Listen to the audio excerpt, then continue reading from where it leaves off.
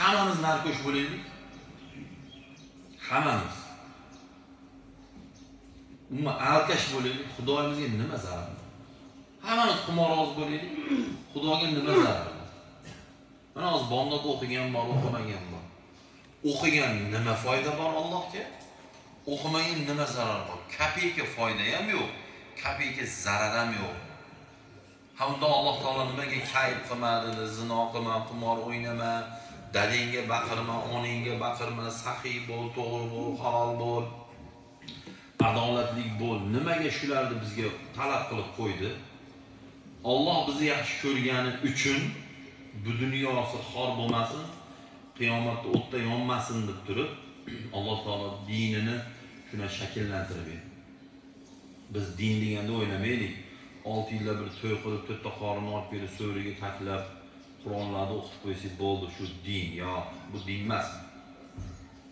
Bu din emas. Do'ppi olsam bo'ldimi? Bu do'ppi yahudda ham bor. Soqol popda ham bor. Pop soqoli kindigida turadi.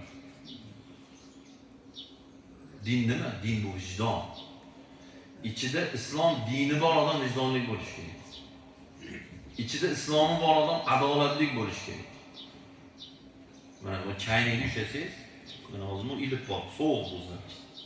Lekin qo'lingizni kuydirsa, ko'rmay turib aytasiz, ichida choy qaynar deysiz.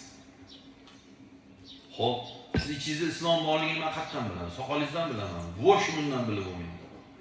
Qur'onni yoqqanman, yaqinda yoqdi Eronning fuqarosi chet elga pobedga chiqib ketgan, bivshiy musulmon bo'lgan, keyin murtad bo'lgan, ya'ni dindan qaytgan, Qur'onni yoqib internetga qo'ydi, o'ligini qayerdan topishdi, soqoli bor edi uni ham.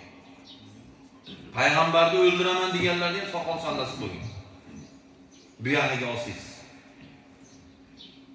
Islomni qayerdan, ichingizda islom bormi yo'qmi? Qayerdan bilsa, iymon bormi, qayerdan bilsa bo'ladi.